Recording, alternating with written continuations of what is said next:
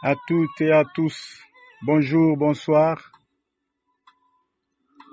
Bienvenue sur la chaîne JKM officielle TV, la chaîne de la transformation intérieure, la chaîne de la métamorphose, la chaîne de la transfiguration, la chaîne dont la mission est de nous conduire à contempler le Christ glorifié, à être changé, transformé à cette même image de gloire en gloire.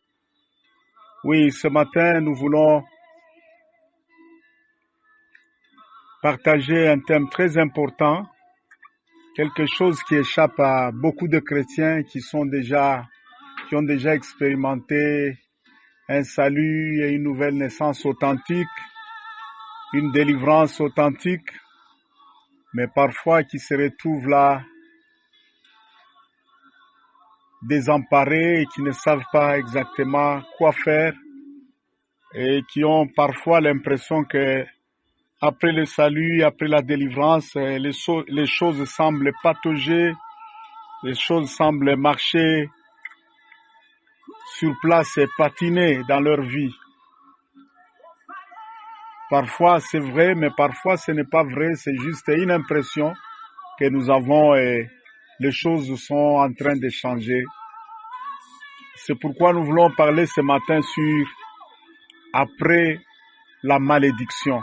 Après que la malédiction soit passée, après que la malédiction soit écartée de notre vie, comment nous pouvons adopter un style de vie compatible avec la bénédiction? Parce que c'est là qu'il y a un peu le problème. Pour ceux qui n'ont pas encore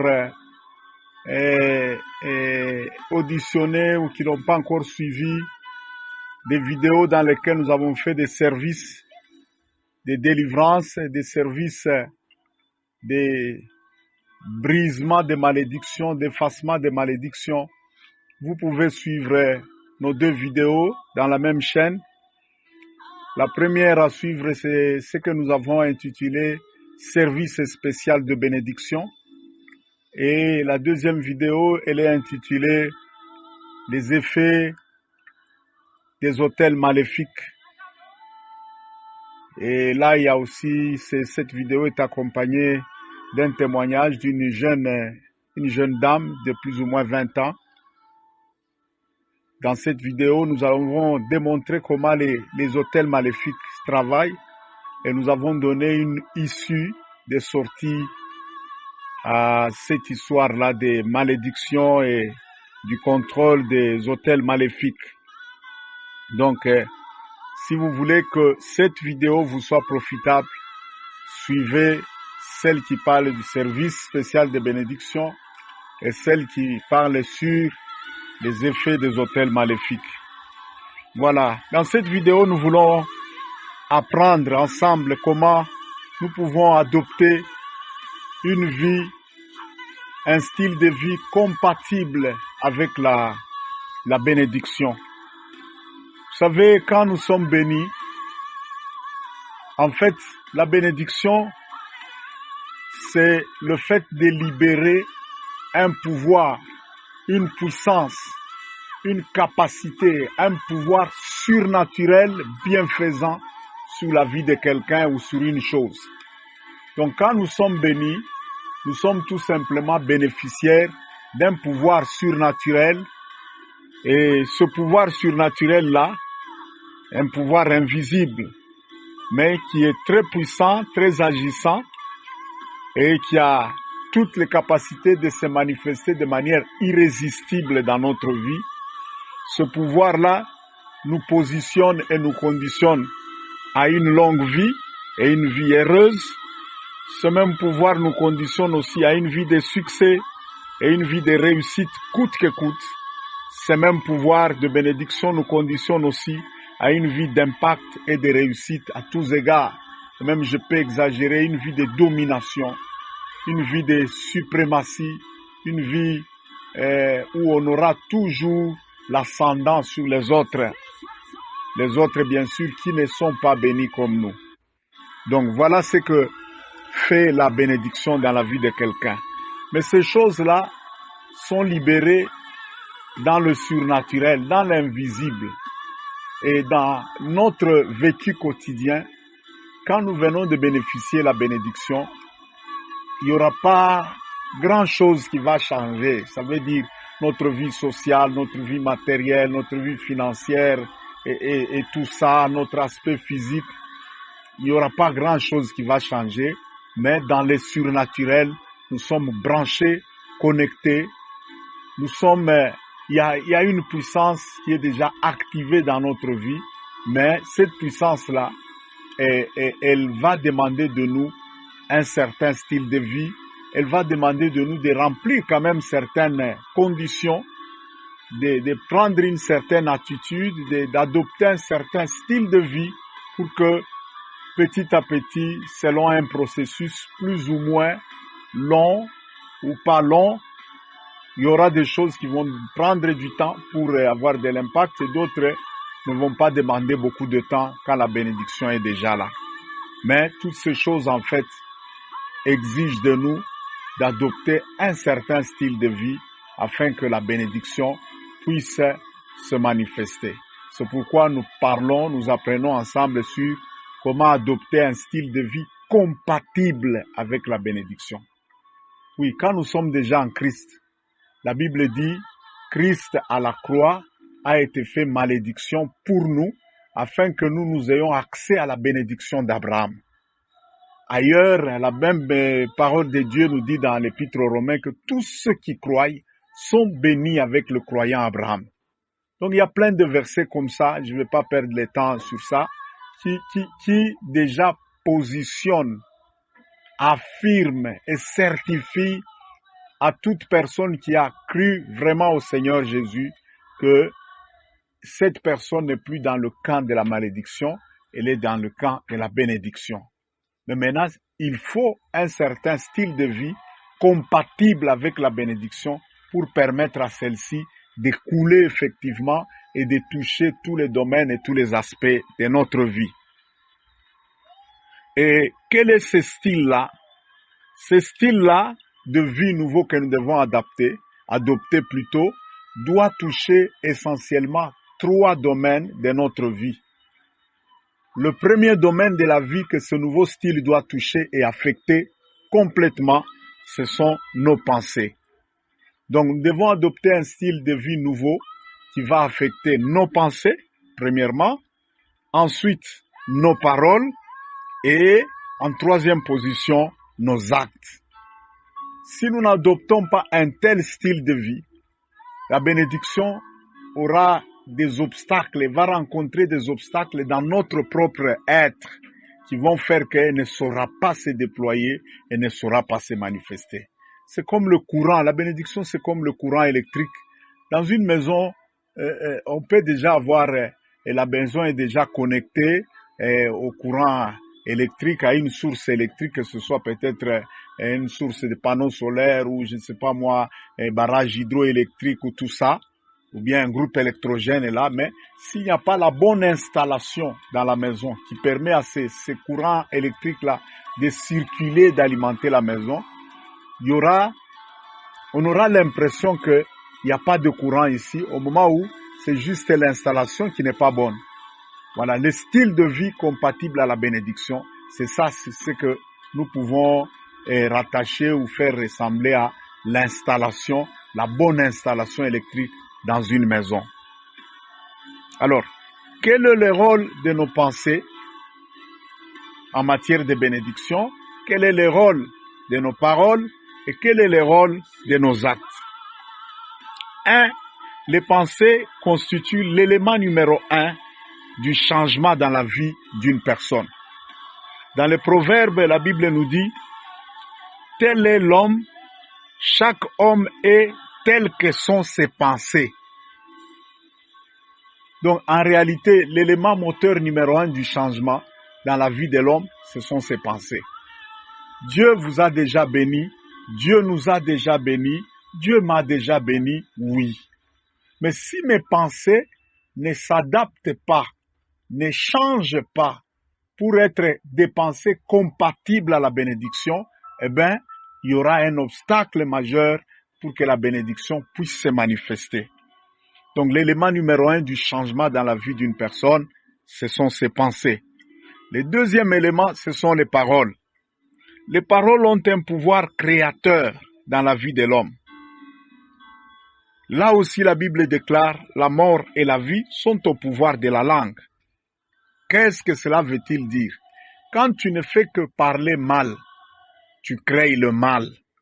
Et quand tu ne fais que parler bien, tu finiras par vivre le bien.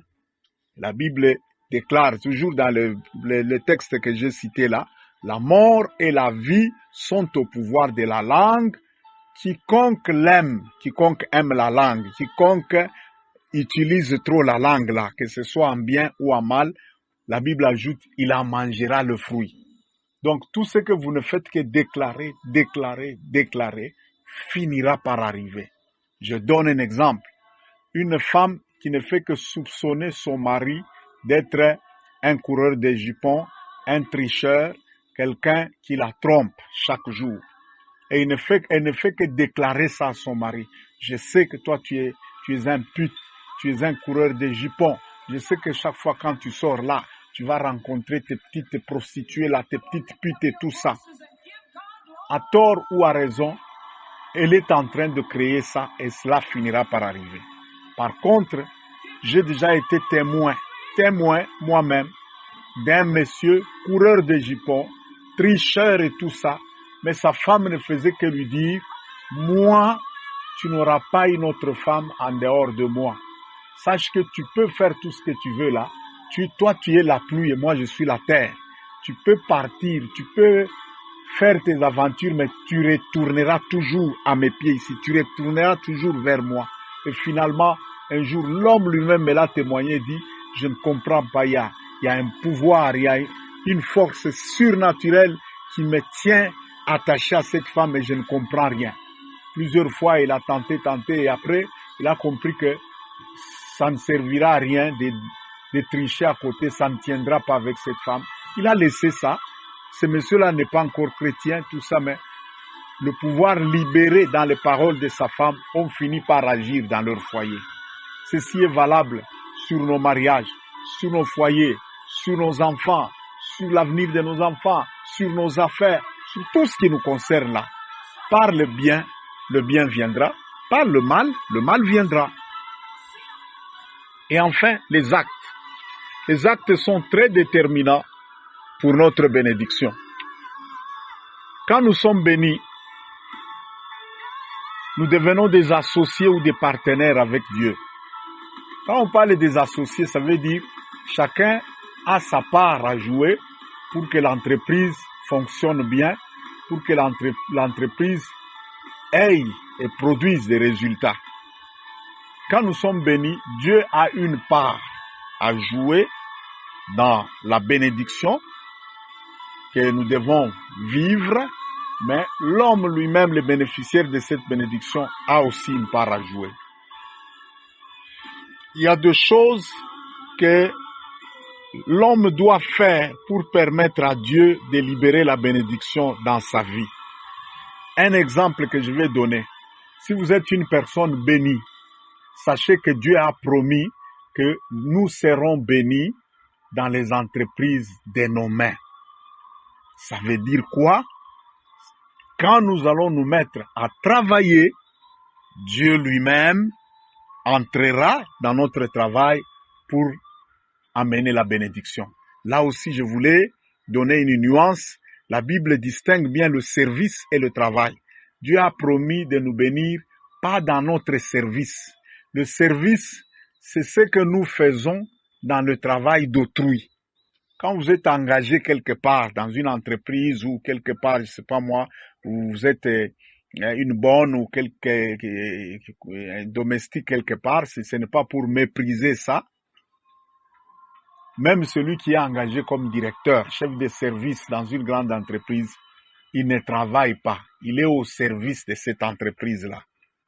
Et le bénéficiaire de la bénédiction, si Dieu bénira, il bénira et quand la bénédiction viendra, elle tombera dans les mains du propriétaire de l'entreprise. Et toi, tu n'auras qu'un salaire que le monsieur pourra te payer ou non. S'il est de mauvaise foi, il ne va pas te payer. Quand nous sommes bénis, nous devons prier, demander à Dieu, tu m'as donné les mains et tu as dit que dans mes mains ici, il y a des entreprises. Oui.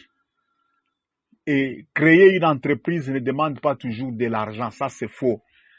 Une entreprise, c'est d'abord un problème de conception, découvrir un besoin qui est dans la société et être capable de répondre à ces besoins-là en échange à ce que nous répondons comme besoin à la société, nous gagnons de l'argent. C'est ça, c'est ça. Donc, une personne bénie doit savoir qu'elle doit travailler. Donc, des attitudes ou bien les comportements de paresse, les comportements de nonchalance, de négligence, aimer trop dormir, aimer trop être fainéant là, en train de circuler et en train de s'occuper, de se mêler des histoires des gens et tout ça, être un colporteur là, ça. Si vous avez un tel comportement, sachez que vous serez un blocage et un frein à votre propre bénédiction. Les gens bénis, les hommes et les femmes bénis sont des travailleurs, sont des personnes très disciplinées, engagées à leurs entreprises, à leurs travaux, et ils s'y mettent avec le plein sérieux. Donc, ça, c'est juste un exemple que je donne, mais il y a plusieurs comportements à adopter dans plusieurs domaines qui doivent nous permettre ou qui sont compatibles avec la bénédiction. Dans ce même nouveau style de vie à adopter, nous devons savoir qu'il y a deux choses que nous devons aimer et il y a deux choses que nous devons haïr. Ça, c'est très important. La Bible déclare ceci dans le psaume 109, versets 17 à 19. Il dit, parce qu'il a haï la bénédiction, que la bénédiction s'éloigne de lui. Et parce qu'il a aimé la malédiction, que la malédiction s'attache à lui, qu'il puisse revêtir la malédiction comme son vêtement, que cette malédiction puisse pénétrer, entrer dans son ventre comme de l'eau, et que cette malédiction finisse par pénétrer dans ses os, dans ses ossements, ses os à lui. Donc que cette malédiction devienne sa moelle épinière, qu'elle lui pénètre dans les os comme de l'huile. Que ceci ne soit jamais ton lot, que ceci ne soit jamais mon lot, que ceci ne soit jamais notre lot. Mais la leçon à tirer dans ce texte, c'est que ce que nous aimons va s'attacher à nous et ce que nous haïssons s'éloignera de nous. Si nous voulons voir la bénédiction s'attacher à nous, aimons la bénédiction. Et qu'est-ce que ça veut dire que d'aimer la bénédiction? Nous allons voir ça. Et si nous ne voulons plus de la malédiction dans notre vie, haïssons la malédiction. Et haïr la malédiction, c'est quoi? Là aussi, nous allons le voir. Et je commence par haïr la malédiction. Que veut dire donc haïr la malédiction? C'est quoi? Haïr la malédiction, c'est ne pas penser à la malédiction. Toute pensée de malédiction là, ne l'accepte plus dans ta tête, ne l'accepte plus dans ton cœur, ne l'accepte plus dans ton cerveau. Je sais pas moi, il y en a qui disent que nous pensons dans le cerveau, il y en a qui disent que nous pensons dans le cœur et tout ça. Bon, je m'en fous. Je sais seulement que chacun de nous, chaque être conscient pense. Là, dans les sièges de tes pensées là, n'accepte plus toute pensée de malédiction. Même si tu traverses des moments difficiles, toute pensée allant dans le sens je peux être maudit ou je peux être maudite, n'accepte pas ça. Et quand une pensée comme ça te passe dans la tête, réponds à haute voix, ouvre ta bouche, réponds à haute voix et dis non, moi je suis béni. Et la Bible déclare que je suis béni en entrant, je suis béni en sortant, je suis béni dans la ville, je suis béni dans la campagne, je suis béni dans mon mariage, je suis béni dans ma progéniture, dans le fruit de mes entrailles, tous mes enfants sont bénis. Eh bien, béni. Il peut même arriver que des signes contradictoires à la bénédiction se manifestent. N'accepte pas la pensée que tu es maudit ou maudite. N'accepte pas ça.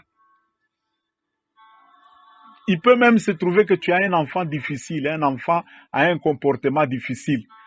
N'accepte jamais de croire, d'accepter une pensée selon laquelle cet enfant est une malédiction. Non, Dieu a déjà dit, tous les fruits de tes entrailles seront bénis.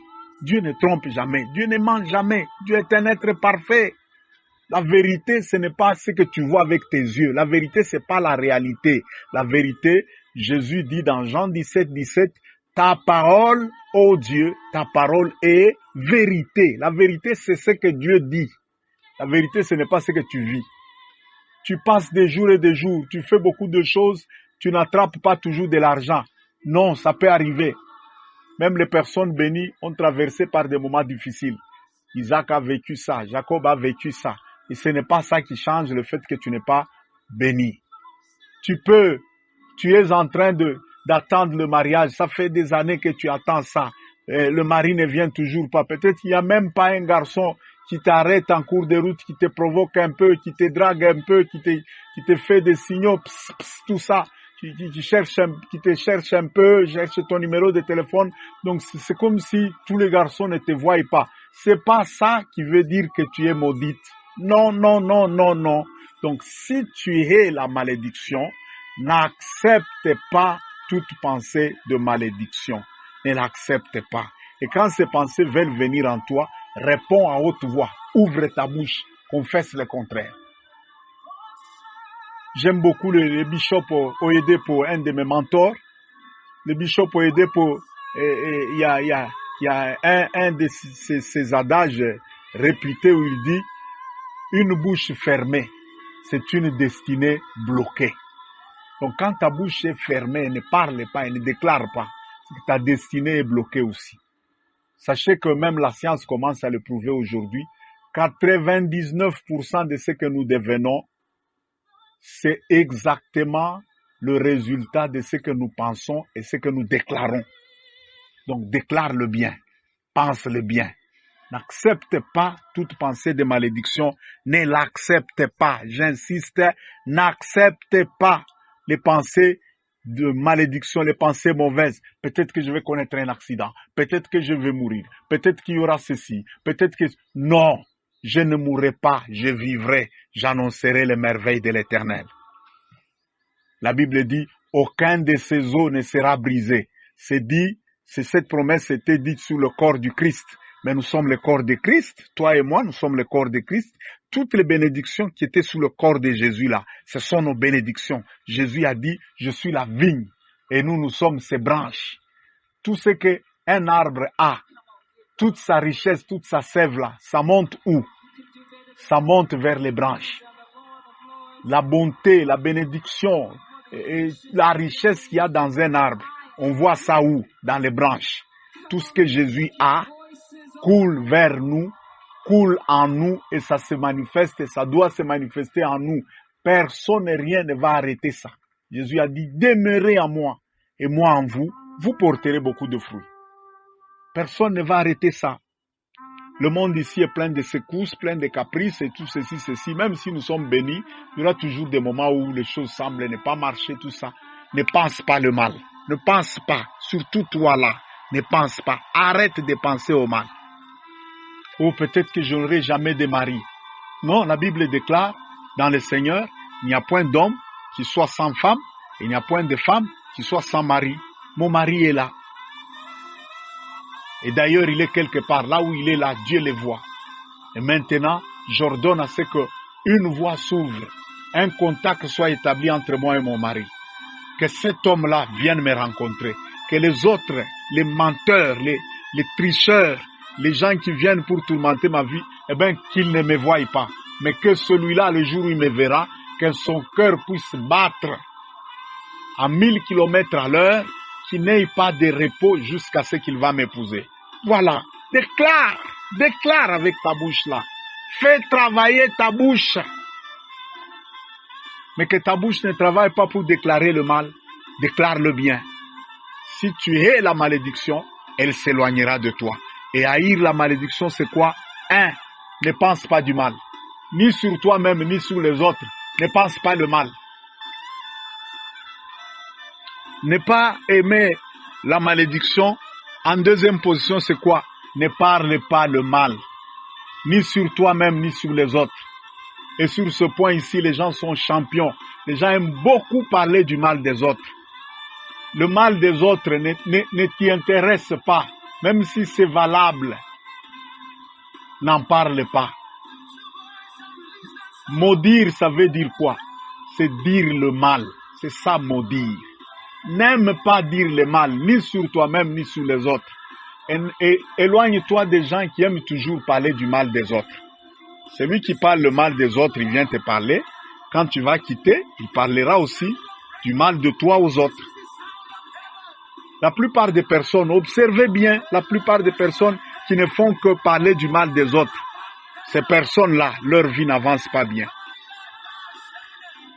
Même ces prétendus journalistes qui sont, on les appelle les journalistes d'investigation, mais eux, ils fouillent toujours le mal, ils cherchent toujours le mal. Regardez un peu la vie de ces gens-là. Donc, si tu es la malédiction, n'aime pas dire le mal, ni sur toi-même, ni sur les autres. Que ce soit le mal fondé ou non fondé. N'en parle pas, ne parle pas. Laisse ça. Bon, quand tu vas parler du mal de quelqu'un, là, où il a fait ceci, il a fait ceci, et il a une grossesse là, il ne connaît même pas l'homme. Bon, après, tu gagnes quoi dans tout ça? Si tu aimes la bénédiction, eh bien, faut haïr ça. Ne parle pas le mal. Le mal des gens, non. Et en troisième position, si tu es la malédiction, ne fais pas le mal. La Bible dit, tout ce que vous voulez que les autres fassent pour vous, faites-le pour les autres. Les personnes bénies savent faire le bien, même à l'égard de ceux qui leur ont fait du mal. Je vais la faire sentir. Elle saura aussi que je suis aussi une personne. Et elle va sentir. Non. Ne remets jamais le mal pour le mal. Même là où il y a eu le mal, toi fais le bien. Quand tu en as l'occasion, fais le bien. Mais attention, certaines personnes malveillantes là, sois prudent, ne leur fais plus confiance, fais-leur le bien, mais garde-les à distance. Aime-les. L'amour, Dieu nous dit d'aimer tout le monde. L'amour est gratuit. Mais attention, la confiance là, il faut faire confiance aux personnes éprouvées. La confiance, ça se mérite. Donc je ne te dis pas de faire confiance à tout le monde, je te dis d'aimer tout le monde. Jésus a dit, aimez vos ennemis. Même vos ennemis là, aimez-les. Même les prières du sens, de déclarer le mal sur les autres. Lui là, à cause de ce qu'il m'a fait, la Seigneur, qu'il meure, qu'il ait les jambes brisées. Non, là, non, tu commences à devenir sorcier. Il y a une manière d'utiliser les malédictions de manière positive. Ça veut dire quoi? Vous déclarez des malédictions pour protéger votre vie. Que toute personne qui cherchera le mal dans ma vie ne me retrouve pas. Et que ce mal-là le rencontre lui-même. Oui, ça c'est une malédiction impersonnelle. Tu n'as cité personne. Mais nommément comme ça, parce que quelqu'un t'a fait le mal, tu commences à prier le mal. Ma sœur là, toi qui m'écoutes, cet homme qui t'a quitté là, libère-le, pardonne-le. Seigneur, je le pardonne. Toi aussi, pardonne-le, Seigneur. Qu'il vive en paix, qu'il soit bien. Et en même temps, toi, Seigneur, souviens-toi de moi. Là, tu libères la bénédiction sur ta vie. Ne fais pas le mal. Ne fais pas le mal. N'aime pas le mal. Voilà, ces trois choses-là. Ne pas penser le mal. Ne pas parler le mal. Ne pas faire le mal. Là, vous haïssez la malédiction. Elle fuira loin de vous. Elle va aller très loin de vous. Je vous dis que c'est très difficile. Même ceux qui font des fétiches, la sorcellerie et tout ça, ce n'est pas facile d'ensorceler, de jeter un mauvais sort sur un homme ou une femme de bien. C'est pas facile. Parfois même, vous pouvez aller chez les marabouts là où les féticheurs vous disent non, il n'y a pas moyen. Cet homme est un homme de bien. Je vois seulement de la lumière chez lui. Vous voulez lui faire le mal pour rien et ça n'arrivera pas. Même les esprits ont refusé. En réalité, les esprits du mal ne peuvent pas refuser, mais les esprits du mal ont avoué seulement leur incapacité de ne pas atteindre cette personne-là. Soyez une personne de bien et le bien viendra vers vous. Souvenez-vous le mari l'époux de la Vierge Marie, Joseph. La Bible dit même quand il a appris que sa femme avait une grossesse dont il n'était pas l'auteur, avant même qu'ils n'aient habité ensemble, la Bible nous dit quoi? Joseph, qui était un homme de bien, ne voulait pas l'accuser parce qu'en l'accusant, dans la loi juive, on allait la lapider.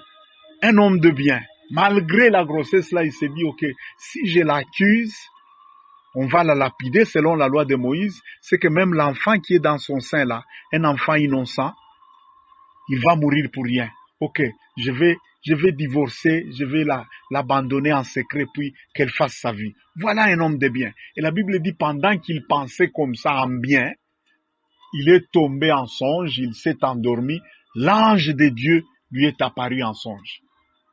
Il y a des gens dont les anges, même les anges, les bons anges de Dieu là, ne savent pas s'approcher de ces personnes-là tellement qu'elles sont remplies de mal, tellement qu'elles sont envahies par le mal, par la haine, par l'esprit de vengeance. Non, non, laisse ces histoires-là, ça éloigne la bénédiction loin de toi. Il faut haïr le mal, et dans tes pensées, dans tes paroles et dans tes actes, et le mal. Ce petit rassemblement-là, ces parlements du quartier que vous avez, où vous ne faites que parler de mal des autres. Arrête de fréquenter ces gens-là. Éloigne-toi d'eux. Garde juste un bonjour gentil là, et c'est fini. Sache que quand vous vous rassemblez là, pour commencer à parler du mal des gens, même quand c'est mal œuvré, vous appelez la malédiction. Vous aimez la malédiction? Et la suite, je ne vais plus la prononcer. Toi, tu n'es pas destiné, toi là qui m'écoutes là, tu n'es pas destiné à la malédiction. Alors, fuis la malédiction. Et la malédiction. Éloigne-toi de la malédiction. Toutes sortes de mal, dans les pensées, dans les paroles, dans les actes. Éloigne-t'en. Éloigne-t'en. Dieu veut changer ta vie maintenant.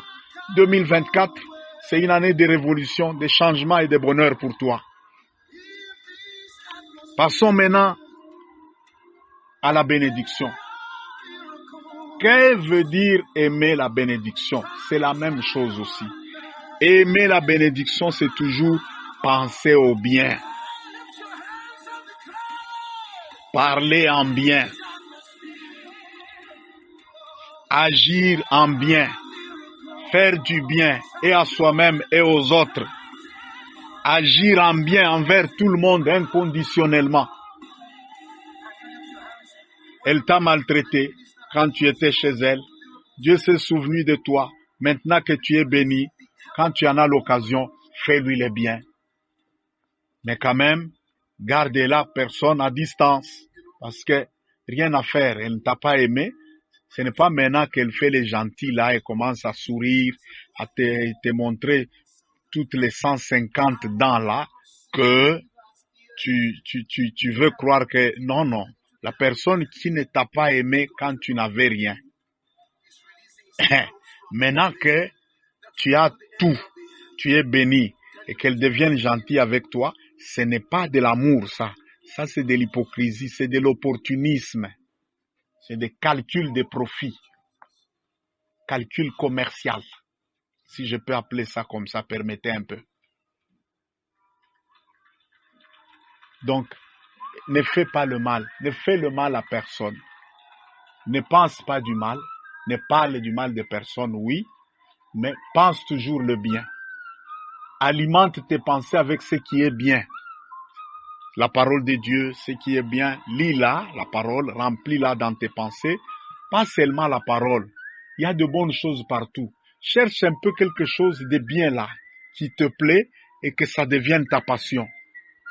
Moi, par exemple, à part la parole de Dieu, l'œuvre de Dieu, le ministère de la parole, j'ai beaucoup de choses qui me passionnent beaucoup.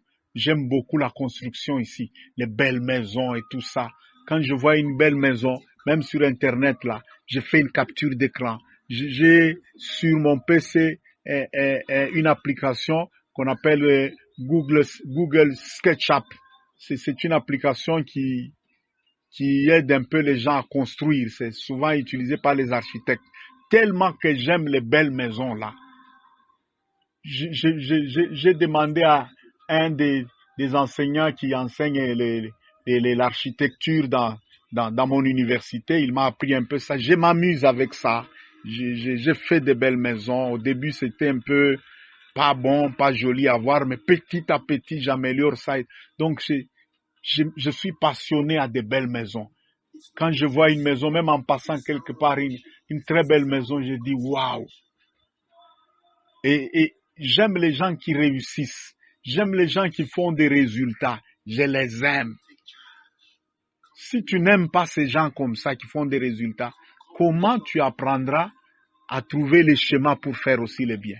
Et même en les haïssant là, il y en a qui sont aimés par Dieu et ils prospèrent parce que Dieu les aime. Et attention, la Bible dit quoi? À toute personne qui est déjà bénie et aimée par Dieu, celui qui la bénira est béni et celui qui la maudira sera maudit. Donc il y a des gens qui déclenchent des haines, une haine qui passait par la route là, une malédiction qui ne lui était pas destinée. Il l'attire vers lui juste en haïssant quelqu'un qui réussit, quelqu'un qui fait des résultats. Eh bien, elle dit, cette personne devient ton ennemi. Pourquoi? Apprends aussi à célébrer les résultats des autres. Et quand maintenant quelqu'un vient comme inspecteur, il commence à te dire, non, tu sais, ces résultats-là, tu sais ce qu'il a fait, il avait triché. Quand quelqu'un commence seulement des choses comme ça, ok, merci, on va se revoir demain. Voilà, passe ton chemin. Donc, aimer la malédiction, la bénédiction plutôt, aimer la bénédiction, c'est penser toujours du bien, parler toujours du bien, agir toujours en bien. Quand tu te comportes comme ça, avec un style de vie comme ça, et les autres points que j'ai dit plus haut, et c'est fini, sache que les choses vont marcher. Les choses vont avancer. Mais attention, en dernière position, souviens-toi de ceci. La clé principale pour la bénédiction, c'est la foi et la persévérance. La Bible dit, nous devons imiter nos anciens dans la foi, ceux qui, par leur foi et par leur persévérance, ont fini par hériter les promesses. Donc le monde ici est plein de méandres, plein de caprices, plein de difficultés.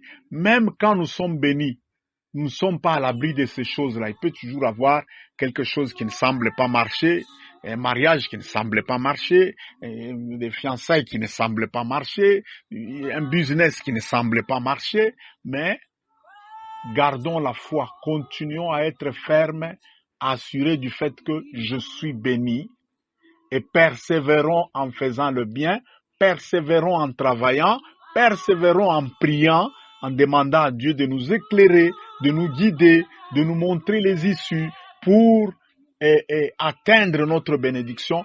Si nous sommes constants dans la foi et nous persistons, nous persévérons dans ce qui est bien, nous finirons par obtenir des résultats. Je vais vous donner un exemple banal pour clôturer ça. Un jour, je voulais, je sais pas moi, retirer de l'argent sur mon compte Airtel Money. J'ai mis mon code, le code que je connais très bien. Mais le téléphone a répondu négativement, non, insérez le bon code. Et on a commencé à me menacer dans les gens, il vous reste encore 4 essais, sinon ça va bloquer. Parce que je connais bien mon code. J'ai persisté en mettant toujours le même code et finalement, la 3e fois, le code est passé, j'ai pu retirer l'argent. Donc, quand tu connais la vérité, il peut arriver des moments que le monde extérieur ici semble répondre négativement à ce que toi tu fais dans la vérité. Persiste, continue, persévère et finalement, tu finiras par récolter. La Bible dit, ne nous lassons pas de faire le bien, car nous moissonnerons au temps convenable si nous ne nous relâchons pas. Il faut pas voir il y a une mentalité là des gens dans les églises aujourd'hui, et eux, ils tirent des signes partout. Parce que j'ai fait, et ça a bloqué, et donc Dieu n'est pas dans la chose. Non, qui t'a dit que toute chose dans laquelle Dieu se trouve, là il n'y aura pas de résistance? Qui a dit ça? Isaac était une personne bénie. Mais combien de fois on a arraché des puits, on a arraché des terres à Isaac par les Philistins en train de le contester, mais lui il a persévéré, on l'arrache ici, il quitte, il va ailleurs, il trouve encore des puits, il commence encore l'agriculture, il commence encore à être béni, les Philistins viennent encore se quereller, mais à la fin, ses ennemis se sont fatigués. Ils ont compris que cet homme, c'est comme si il y a une main mystérieuse là qui le suit partout en train de le faire réussir. Ils se sont fatigués, ils ont laissé. Jacob, la même chose, il est allé chez son oncle Laban. Combien de fois son oncle l'a exploité, il a changé son salaire, plus de 20 fois. Mais à la fin, Jacob est sorti de là riche.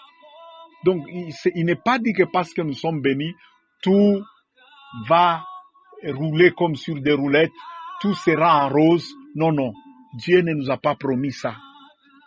Dieu ne nous a pas promis ça. Même le combat peut venir quand vous êtes bénis. Mais ce qui est bien avec la bénédiction, même dans le combat là, il y a une promesse de bénédiction. Tes ennemis viendront par un seul chemin, ils s'enfuiront par ce chemin. Ce que je viens de dire ici, c'est cité dans la liste de bénédictions sur le peuple d'Israël. Dieu est en train de citer les bonnes choses qui vont leur arriver. Il parle aussi des ennemis. Et vous savez l'avantage qu'il y a dans un combat qui vient pour une personne bénie. Même derrière les combats là, il y a l'abondance, il y a la grâce. Certains combats viennent, vous les remportez avec votre foi et votre attachement à Dieu. Et après avoir remporté la victoire, derrière le combat, il y a toujours ce qu'on appelle les butins de guerre. Ça vient toujours. Donc n'aimez pas les combats, ne cherchez pas les combats, mais quand le combat vient, ne fouillez pas. Ne fouillez pas. Demandez à Dieu de vous aider, de vous soutenir. Quand vous êtes béni, la bénédiction là, quand il y a un combat, ça sera la force. Dieu va vous donner la force pour remporter, pour vaincre. Quelqu'un qui vient, commence à tourner autour de ton mari là, il commence à draguer ton mari, il cherche à te l'arracher, eh bien, tu sais comment tu as eu cet homme-là. C'est une bénédiction que Dieu t'a donnée. Eh bien, bats-toi. Une fois, on avait une sœur à l'église, et une dame a fait des gris-gris, tout ça, et elle a envoûté son mari, et le mari ne s'occupait plus d'elle. Il commençait à pleurnicher chaque jour. Je lui ai dit un jour, maman, viens ici. Comment tu as eu ton mari là? Il a expliqué, papa, c'est ça. J'ai dit, ok, tu es sûr que c'est Dieu qui t'a donné cet homme? Eh bien, ne pleure pas. Bats-toi. Je vais me battre. Comment? J'ai dit, écoute, va là où se trouve cette femme-là. Elle travaille à l'école maternelle, là où ton enfant étudie. Va à midi comme si tu vas récupérer ton enfant. Rencontre-la. Parle-la. Ne l'injurie pas. Ne l'insulte pas. Ne crie pas contre elle. Parle-la calmement.